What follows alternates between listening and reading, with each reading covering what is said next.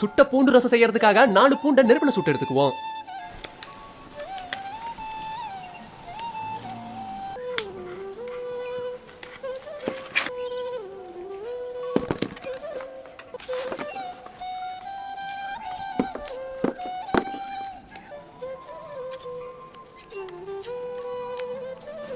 சுட்ட பூண்டில் இருக்க தொழும்பு எல்லாத்தையும் உரிச்சு எடுத்துக்குவோம். ஒரு தேக்கரண்டி மிளகு, ஒரு தேக்கரண்டி சீரகம் ரெண்டையும் அம்மியில வச்சு அரைச்சிட்டு அது கூடவே சுட்டு வச்சிருந்த பூண்டையும் சேர்த்து அரைக்க ஆரம்பிச்சிருவோம்.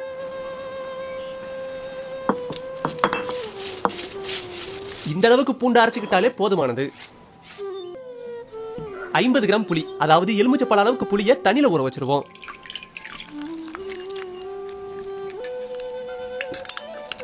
இப்ப 3 தக்காளி, அதாவது 100 கிராம் தக்காளியை உப்பு சேர்த்து கையாலவே பிழிஞ்சு விட்டுருவோம்.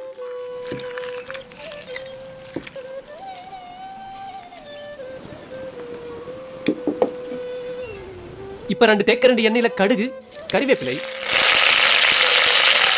5 வரமிளகாய், இப்ப தட்டி வச்சிருந்த பூண்டு சீரகம் இதெல்லாம் சேர்த்து நல்லா வதக்கிட்டு கொஞ்சம் மஞ்சத்தூள், பிழிஞ்சு வச்சிருந்த தக்காளி சேர்த்து மசாலாவோட வேக விட்டுருவோம்.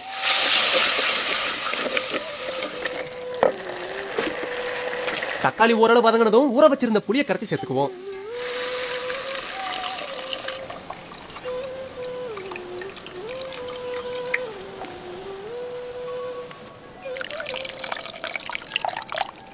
சரியா 1.5 லிட்டர் தண்ணியை ரசத்துக்காக சேர்த்திருக்கோம்.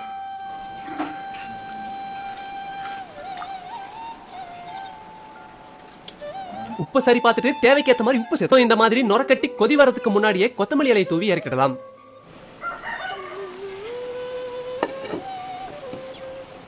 சுட்ட பூண்டு ரசம் இப்ப சாப்பிட தயாராயிடுச்சு.